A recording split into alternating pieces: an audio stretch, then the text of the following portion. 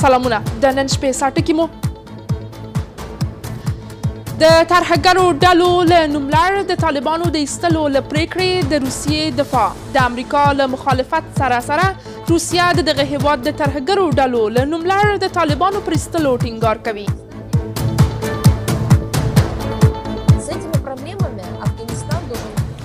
ظاهرا هغه څوک چې د دې مواردو په اړه لیکل کوي نه پوهیږي چې د نشهیي توکو له قاچاق، ترهګرۍ او سازمان شویو جرمونو سره مبارزه په حقیقت کې اړیکو ته اړتیا لري.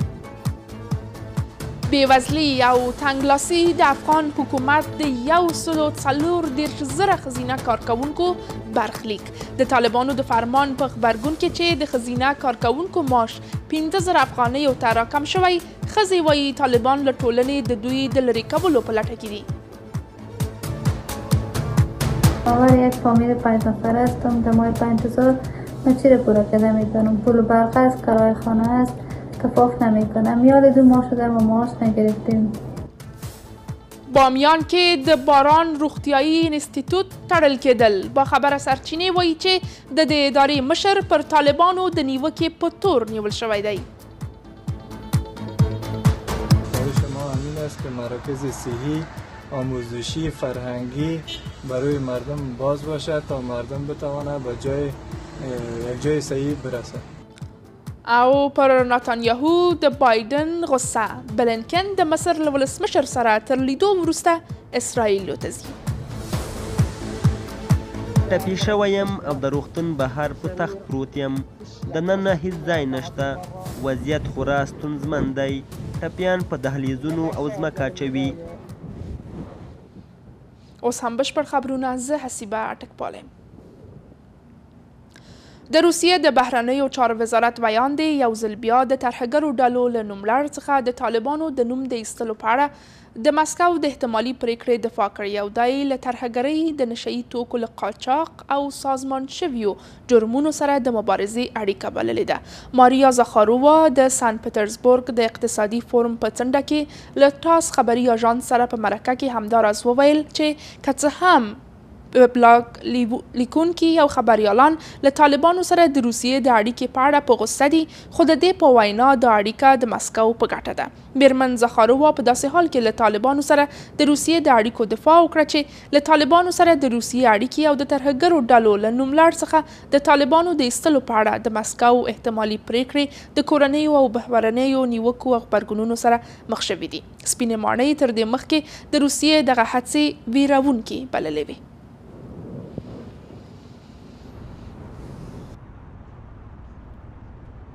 مسکو همداراز د ترهګرو ډلو له نوملړ څخه د طالبانو د ایستلو موضوع پر میز لري. د روسیې د بهرنیو چارو وزارت ویاندې هم دلته له تاس خبري اژانس سره د سن پټرزبورګ اقتصادي فورم په څنډه کې یو ځل بیا په دې برخه کې د مسکو له هڅو دفاع کړې. د روسیې د بهرنیو چارو وزارت ویانده وایي که څه هم بلاګ لیکونکي او خبریالان له طالبانو سره د روسیې د اړیکې په اړه په غوسه دي، خو د دې په وینا دا اړیکه د مسکو په ګټه ده. ظاهرا هغه څوک چې د دې مواردو په اړه لیکل کوي نه پوهیږي چې د نشهیي توکو له قاچاق، ترهګرۍ او سازمان شویو جرمونو سره مبارزه په حقیقت کې اړیکو ته اړتیا لري او دا زموږ په ګټه ده چې په عملي توګه د بدلونونو او د ملي ګټو په پام کې نیولو سره ځواب ووایو. د دوحې د درېیمې غونډې په څنډه کې ظاهرا روسیې له طالبانو سره خپلې اړیکې تودې کړې دي. د روسیې د بهرنیو چارو وزیر تېره اونۍ وویل چې هیواد یې د قزاقستان په څېر د ترهګرو ډلو له نوملړ څخه د طالبانو د ایستلو هڅه کوي. په تېرو 12 ورځو کې د طالبانو 2 پلاوي په روسیه کې د سن پټرزبورګ په اقتصادي فورم او د پوهنې په فورم کې دغه هیواد ته سفر کړی دی. خو مسکو له طالبانو سره په اړیکو کې له دغو نویو هڅو سره د څه په لټه کې دی. طالبان اینا میخواهند که راه تجارت باز کنند با افغانستان و آسیای جنوبی. د ترهګرو ډلو له نوملړ څخه د طالبانو د ایستلو لپاره د روسیې هڅې له توندو غبرګونونو او نیوکو سره مخ شوي دي. سپینې ماڼۍ دغه هڅې ویرونکې بللې. د هیواد یو شمېر ښاریان هم اندېښمن دي او پر دې هڅو نیوکه کوي. چون که یک ظلم کلان در حق ما دخترها و زنان افغانستان است، همه روزه مشکلات ما بیشتر شده میره. جفای بزرگ است برای مردم افغانستان، بخصوص برای زنان و دختران که از تحصیل و از کار و بار باز ماندن و محدودیت های زیادی بر سر راهشان قرار گرفته است. تیره اونۍ قزاقستان په یو بې ساري اقدام کې طالبان د ترهګرو ډلو له نوملړ څخه وایستل، خو د ګډو امنیتي تړونونو د سازمان سرمنشي او د تاجکستان د پارلمان رئیس په یو امنیتي غونډه کې د قزاقستان په پلازمینه کې د افغانستان له جدي امنیتي ګواښونو څخه خبرداری ورکړ. د دې پریکړې په غبرګون کې یو شمېر حقوق پوهانو وایي په داسې حال کې چې طالبان د ملګرو ملتونو د امنیت شورا په تور نوملړ کې دي، د ترهګرو ډلو له نوملړ څخه د طالبانو د نوم د ایستلو لپاره د هیوادونو انفرادي کړنې له قانوني خنډ سره مخ دي. که څه هم طالبانو ویلي چې له افغانستانه هیڅ هیواد ته ګواښ نشته او د روسیې او قزاقستان هڅې له نړۍ سره د دوی د تعامل نښه ګڼي، خو د سیاسي چارو یو شمېر کارپوهان په دې باور دي چې دغه تعامل د لویدیځ او سیمې ترمنځ په دوحه کې د دریم پړاو غونډې له جوړېدو سره هم مهاله د طالبانو لپاره سیاسي امتیاز دی. په دولتي ادارو کې یو شمېر ښځینه کارکوونکي او د ښوونځیو ښوونکي وایي که په دولتي ادارو کې د ښځینه کارکوونکو د معاش د کمولو په اړه د طالبانو فرمان عملي شي نو له جدي اقتصادي ننګونو سره به مخ شي او ماشومان به یې وږي پاتې شي. دغه ښځې د طالبانو لخوا ښځینه کارکوونکو ته د 15,000 افغانیو معاش ټاکل ناعادلانه بولي او زیاتوي چې د طالبانو د مشر دغه فرمان د ښځو پر وړاندې ستر ظلم دی. تېره اونۍ د طالبانو مشر یو فرمان صادر کړ چې پر بنسټ یې د ټولو هغو ښځو معاش چې په تیر حکومت کې ګمارل شوي او اوس هم له طالبانو معاش اخلي 15,000 افغانۍ ټاکل شوی دی. تیر افغان حکومت شاوخوا 140,000 ښځینه کارکوونکي لرلي. اوس د دغو ښځینه کارکوونکو د معاش 15,000 افغانیو ته په راټیټېدو سره به د نږدې 140,000 کورنیو عایدات د پام وړ کم شي او میلیونونه افغانۍ به د طالبانو په خزانه کې پاتې شي. د طالبانو بیان ذبیح الله مجاهد وایي چې د دغه مکتوب صحت رد یا تصدیق کولی نشي. د طالبانو دغه نوی فرمان به په دولتي ادارو کې د لسګونو زرو ښځینه ښوونکو او کارکوونکو له دسترخوانونو ډوډۍ کمه کړي. د دغه فرمان په متن کې راغلي ټولې هغه ښځې چې د تیر حکومت لخوا په دولتي ادارو کې ګمارل شوي وي او طالبان ورته معاش ورکوي، له دې وروسته به یې معاش 15,000 افغانۍ وي. طالبانو په دغه مکتوب کې نه ده روښانه کړې چې آیا د هغو ښځینه کارکوونکو معاشونه چې اوس د طالبانو تر واکمنۍ لاندې په دولتي ادارو کې کار کوي هم 15,000 افغانیو ته راکموي او که نه. طالبانو همدارنګه نه دي ویلي چې آیا د هغو ښځینه کارکوونکو چې خپله یې ګمارلې معاش هم 15,000 افغانیو ته راکم شوی او که نه. خو د روغتیایي څانګو د کارکوونکو او د ښوونځیو د ښوونکو په ګډون یو شمېر ښځینه کارکوونکي چې لا هم په کار بوختې دي امو ته وایي چې طالبانو ورته ویلي د دغه مکتوب پر بنسټ به د دوی میاشتنی معاش 15,000 افغانۍ شي. په دولتي ادارو کې یو شمېر ښځینه ښوونکي او ډاکټرانې وایي طالبانو په دې پریکړې سره یو ځل بیا د ښځو حقونه تر پښو لاندې کړل. برابر یک فامیل 5 نفر هستم. در ماه 5,000 من چی را پورا کرده میتونم؟ پول برق است، کرایه خانه است، کفاف نمیکنم. یاد 2 ماه شده ما معاش نگرفتیم. در جریان حکومت نیمی از ما زنها از کار بیکار شدیم. اونایی که کارم میکنه یا برشان معاش سر وقت نمیده. دفعتاً که شما همی معاشات پایین آوردین به 5,000 افغانی، یک کرایه خانه خود از کجا بده، خورد و خوراک خود از کجا کنه، لباس و مثلا هم دیگه چیزا از کجا کنه. ایره خب ما چی کردن نمیتونیم، تقسیمات کردن نمیتونیم. مگه میتونیم شما بین خودتون 5,000 بر ما تقسیمات کنید؟ له اوښکو په ډکو سترګو د خپلې 10 کسیزې کورنۍ د لګښتونو په اړه اندېښمنه ده. هاجره په یوه دولتي ښوونځي کې ښوونکې ده او هره میاشت په 10,000 افغانیو د خپلې کورنۍ لګښتونه پوره کوي. نوموړي وایي خاوند یې وزګار دی. هاجره زیاتوي که د طالبانو د مشر فرمان پلی شي نو د خپلې کورنۍ غړو ته به ډوډۍ پیدا نشي کړی. شما 10,000 قراره که 5,000 بشه. برای من که منور یک فامیل 10 نفر هستم برای من خیلی مشکل است. مثل 10 خانم دیگه که منور خانه خود هستن و اونا به مشکلات اقتصادی برمیخورن و وضعیت اینا بسیار خراب میشه. ملګرو ملتونو په 2013 کال کې په افغانستان کې د ښځینه ښوونکو شمیر 81,000 اعلان کړ، خو اوس د طالبانو د پوهنې وزارت لخوا خپرې شوې شمیرې ښیي چې د ښځینه ښوونکو شمیر 51,000 دی. په ورته وخت په روغتیایي مرکزونو کې د ښځینه کارکوونکو شمیر 10,000 ښودل شوی دی. اوس په دې حساب سره یوازې د ښوونکو او روغتیایي کارکوونکو د معاشونو په کمولو سره به د نږدې 1,000 کورنیو عایدات د پام وړ کم شي. د ښځو د حقونو یو شمیر فعالان هم د طالبانو پر دې پریکړې نیوکه کوي. محدودیتی که بر کسر معاشات زنان از طرف این گروه متهجر و تک جنسیتی وضع شده، اوج وحشت و اوج زن ستیزی این گروه را در قبال زنای افغانستان نشان میده. طالبانو واک ته رسیدو سره د زده کړو او کار په ګډون ښځې له خپلو بنسټیزو حقونو بې برخې کړې، ان له کوره بهر له آزاد تګ راتګه. هغه کړنې چې په ځلونو د نړیوالو بنسټونو له ګڼو غبرګونونو سره مخ شوې، خو طالبانو تر اوسه خپله کومه پریکړه نه ده لغوه کړې.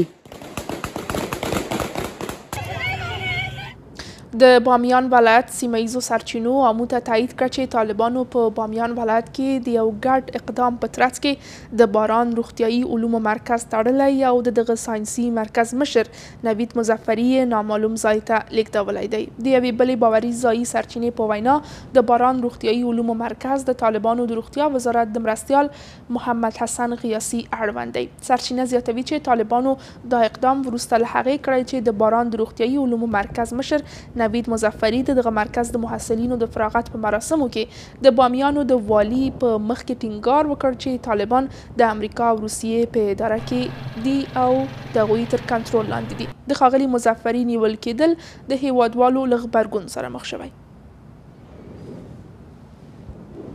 ما خبر شدیم که اینستیتوت صحی در بامیان بسته شده. خواست ما این است که اینستیتوت پس بازگردد که مشکلات همه مردم رفع شود. ما اطلاع یافتیم که در بامیان مرکز صحی به نام باران بسته گردیده و مسئول آن بازداشت گردیده. خواهش ما همین است که مراکز صحی آموزشی فرهنگی برای مردم باز باشد تا مردم بتواند به یک جای صحیح برسد. د لوی اختر پر رسیدو سره د کابل ښار بازارونه خوندور او له شوره ډک شوي دي او د ښځو او نارینهو په ګډون د کابل ښاریانو شتون رنګین شوی دی. د وچې میوې یو شمېر پلورونکي وایي چې د تیرو کلونو په پرتله د وچې میوې په ځانګړي ډول د پستې، بادامو او چهارمغزو بیه 200 افغانۍ راټیټه شوې ده. خو له بلې خوا د هیواد یو شمېر ښاریان وایي هره هغه ورځ چې وکولی شي د خپلو ماشومانو لپاره کافي ډوډۍ برابره کړي، همغه ورځ دوی لپاره اختر دی.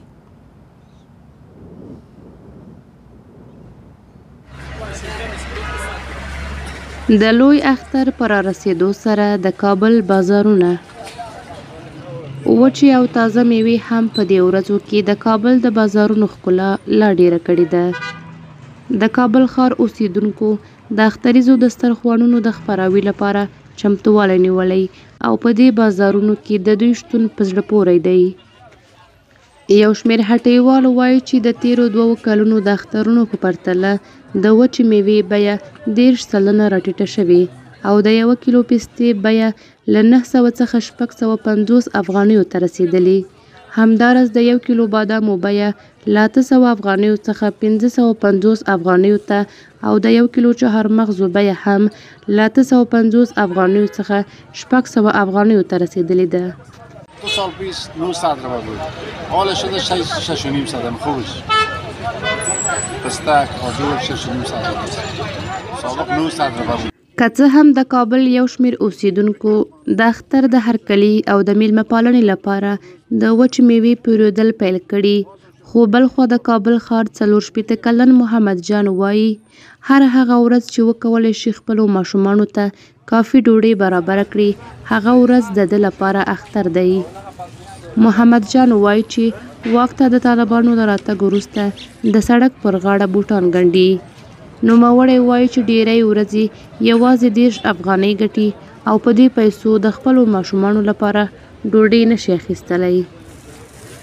نان اگر بود در خانه پول و پیسه بود، کار در بازار بود، سهولت بود، گنیمی سر مردم هر روز میرسه. اگر پول و پیسه کار نباشه همه شناخته دیگه تو کدام تاثیر یادید که به خاطر آدم که دیگه خانه میره که لقمه نون بریم چیکار باید بود. د هیواد یو شمیر نور اوسیدونکي هم وایي چې اختر نه لري. دوی وایي ان په دې هم نه پوهیږي چې د اختر په ورځ به خپلو ماشومانو ته یوه مړۍ ډوډۍ پیدا کړي که نه. برای ما تجدیلش نمیتونم کرد. افلاکای این گشنه سمیال و بخانه نام نیست در خانه کار نیست اولادا این گشنه سال میشه که ما تبال نبودیم در خانه یک نوار از 300 چی جوری میشه اونو بدن مال بکنم و آب بکنم و هم بکنم چی بود در خانه بکنم چی بکنم.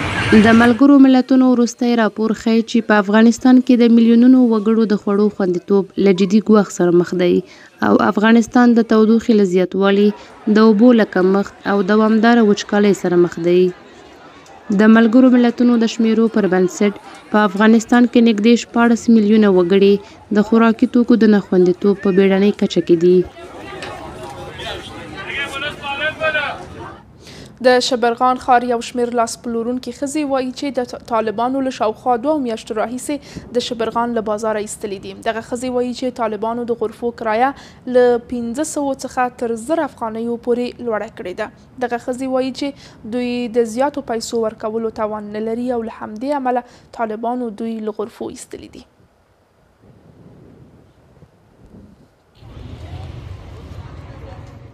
دا ښځې د خپلو کورنیو سرپرستي پر غاړه لري. د دغو ښځو په وینا د لاس پلورنې له لارې په ترلاسه شویو پیسو په ورځ کې یو ځل هم خپلو ماشومانو ته خواړه نشي برابرولی. مرویزه چې د خپلې شپږ کسیزې کورنۍ یوازینۍ ګټیالی ده وایي طالبانو د شبرغان په بازار کې پر هغې او نورو لاس پلورونکو ښځو بندیز لګولی دی.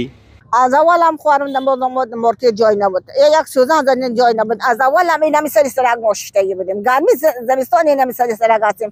ما 4 نفر 5 نفر که بودیم این همی سرک هست ما را پیش میکرد. اگر کالام نوا میداد در جای میپرتافت، دلای میپرتافت، در سرک میپرتافت. باز نمیشه ما یک چککه که گشته ششته مقصد گیجه که ناله که دمجه میششتیم باز. دغه لاس پلورونکي ښځې وایي چې د شبرغان ښار په بازارونو کې د لیلامي جامو د پلورلو لپاره غرفې درلودې او د دغو غرفو کرایه یې د میاشتې 500 افغانۍ ورکوله. خو د دغو ښځو په وینا د طالبانو ښاروالۍ د دې غرفو کرایه په میاشت کې 1000 افغانیو ته لوړه کړې ده. د شبرغان ښار لاس پلورونکي ښځې وایي چې د دغو غرفو د کرایې لپاره د زیاتو پیسو ورکولو وس نه لري او له همدې امله طالبانو د ښار له بازارونو څخه ایستلي دي. مارکت بود، خوب بود، خیلی خوب بود. اونجا شیشته بودیم، یک زرگک سایه بود. خیر است اگر عاید ما کمتر بود حداقل سایه خوب بود، حداقل یک سرپناه بر ما بود. امروز ما در روی سرک ششتیم، تمام مردم تیر بشه. او روز اونجا قریب یک سیاسر موتر زده بود در روی سرک بود. دیگه ما بیخی مشکل است اینجا بر ما شدن. هفته و از گرمی از زمستان برف از خنک است. اگر نه به اولادای ما از گشنگی میمیرن. مجبور هستیم که آمدیم. بر ما حداقل یک جای خوب تعیین کنن، یک جای درسته بر ما تعیین کنه که برام سیاسرا یک سرپناه باشه. حداقلش ما در مارکت شته بودیم، امروز کل مردا رو اوجه بردن. د دغو ښځو په وینا اوس په یادو غرفو کې نارینه د لیلامي جامو په پیر او پلور بوخت دي. همین مارکت که اول افتتاح شد که این مارکت بیکاره بود، هیچ روش نداشت. ما دامجا شدیم، ما 500 کرا میدادیم، چوکیدار پولی را میدادیم، تشنا پولیش را میدادیم. دامجا روزگار ما از برکت همون مارکت دولتی بود. ما 1-4 تا پیدا میکردیم، در خانه ما میرفتیم با آبرو با عزت در مارکت شتگی بودیم. زیر چت مارکت زندگی میکنیم. اولی ماواره بود، ما را از مارکت کشیدن. په داسې حال کې طالبانو په شبرغان ښار کې د ښځو لپاره د لاسي صنایعو د هټیو کرایه تر 1000 افغانیو پورې لوړه کړې چې دغه ښځې وایي د جامو د پلور څخه د میاشتې له 2500 تر 3000 افغانیو پورې عاید ترلاسه کوي.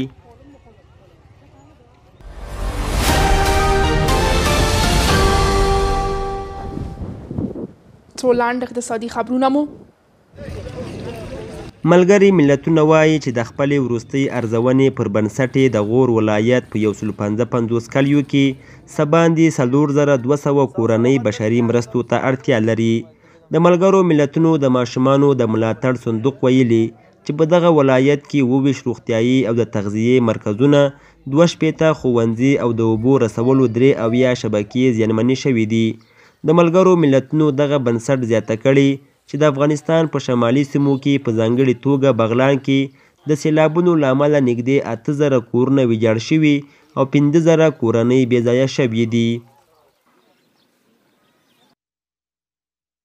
د ملګرو ملتونو پراختیایي پروګرام وایي د لمریزې انرژۍ ته د خلکو د لاسرسي په برخه کې خپلې مرستې زیاتې کړې دي. د ملګرو ملتونو دغه بنسټ پر ایکس ټولنیزه شبکه لیکلي چې اوس مهال څه باندې 1,100,000 کسان چې 44 سلنه یې ښځې دي د لمریزې انرژۍ له ګټو برخمن دي. د ملګرو ملتونو پراختیایي پروګرام ویلي چې په افغانستان کې له لمریزې انرژۍ څخه په روغتیایي مرکزونو، ښوونیزو مرکزونو او د اوبو لګولو په برخو کې کار اخیستل کیږي او ملګري ملتونه له بېوزلو کورنیو سره د سولر د تختو او توکو مرسته کوي. د ایران د لاسي غالۍ اوبدونکو او صادروونکو ټولنه وایي افغاني غالۍ او فرش په قاچاقي ډول ایران ته وړل کیږي او د ایراني غالۍ په نوم د ایران په بازارونو کې پلورل کیږي. د دې ټولنې مرستیال نیوکه وکړه چې تر اوسه چا د دې ښکاره سرغړونې مخه نه ده نیولې.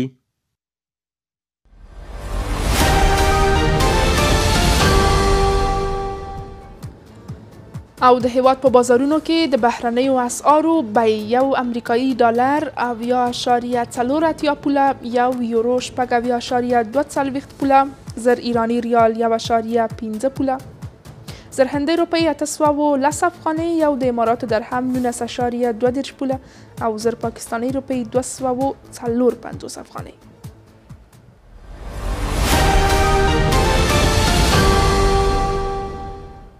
په غزه کې د نښتو له دوام سره هم مهاله د امریکا د بهرنیو چارو وزیر انتوني بلینکن د دوشنبې په ورځ منځني ختیځ ته ولاړ. بلینکن به په غزه کې د اوربند او د اسرائیلي یرغمل شویو خوشي کولو او لبنان ته د جګړې د خپرېدو د مخنیوي لپاره پر حماس او اسرائیلو فشار لا زیات کړي. بلینکن د مصر له ولسمشر سره تر لیدنې وروسته اسرائیل ته ځي او د دغه هیواد له مشرانو سره ګوري. د اسرائیل او حماس ترمنځ د جګړې له پیل وروسته منځني ختیځ ته د امریکا د بهرنیو چارو وزیر اتم سفر. بلینکن د دوشنبې په ورځ په قاهره کې د مصر له ولسمشر سره ولیدل او بیا به اسرائیلو ته ولاړ شي څو له بنیامین نتنیاهو او د اسرائیلو د دفاع وزیر سره وویني. سیمې ته د بلینکن د سفر موخه په غزه کې د اوربند او اسرائیلي یرغمل شویو خوشي کولو او لبنان ته د جګړې د خپرېدو د مخنیوي لپاره پر حماس او اسرائیلو فشار راوړل ښودل شوي دي. له دې سره په غزه کې نښتې لا هم روانې دي. د دوشنبې په ورځ یې ځینې برخې په هوایي بریدونو سره په نښه شوې. الجزیرې په رفح ښار کې د 5 کسانو د وژل کېدو او 10 نورو د ټپي کېدو خبر ورکړی دی. 8 نور کسان په خان یونس ښار کې ووژل شول.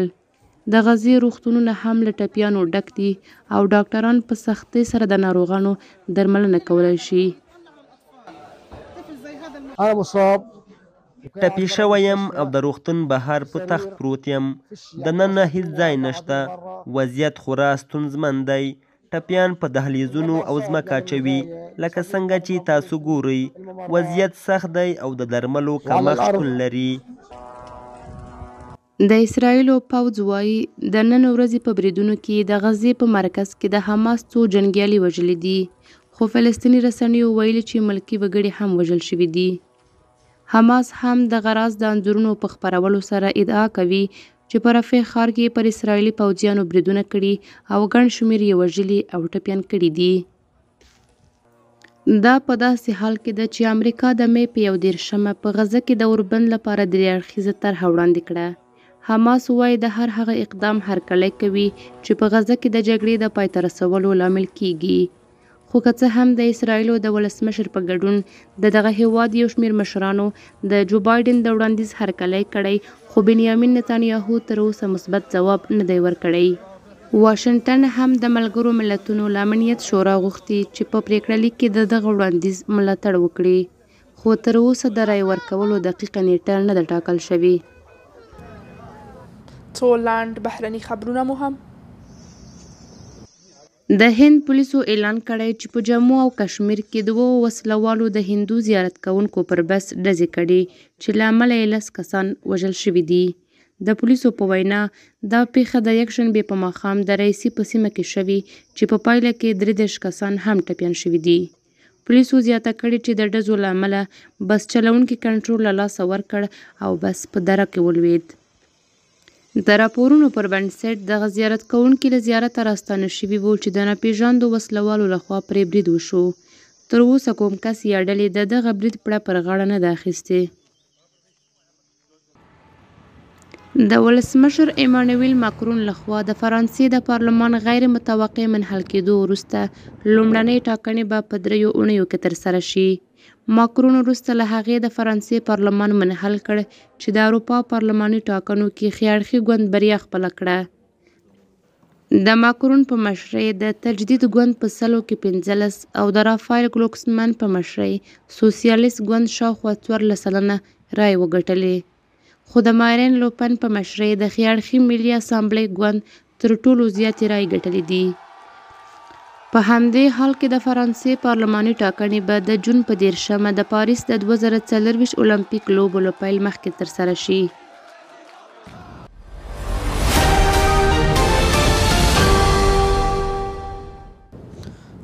د لوبو په نړۍ کې هم دا چې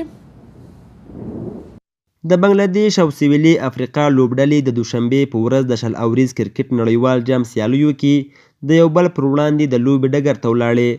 دا لوبه د امریکا په ځایي وخت د شپې په 10:30 بجو ترسره شوې ده. تر دې دمه سویلي افریقا 2 لوبې له سریلانکا او هالند ګټلې او بنگلادیش 1 لوبه له سریلانکا ګټلې ده. د افغانستان ملي لوبډله هم د جون په 14 په 3مه لوبه کې له پاپوا ګیننو سره لوبه کوي.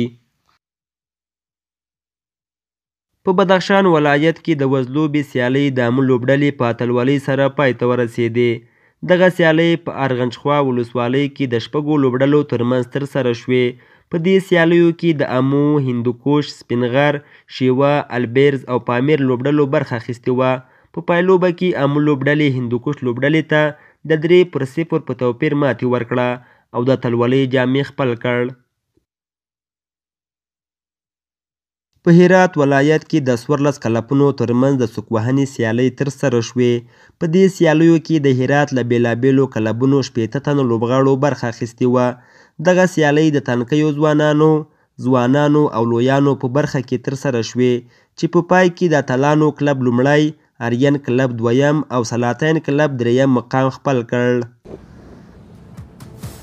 دا د دې مهال خبرونه له ملتیا مو مننه. خو له تاسو غواړم چې د لا ډېرو تازه او کره خبرونو لپاره د آمو ټلویزیون ویب پاڼې amو.tv ته ورشئ. شپه مو بخیر.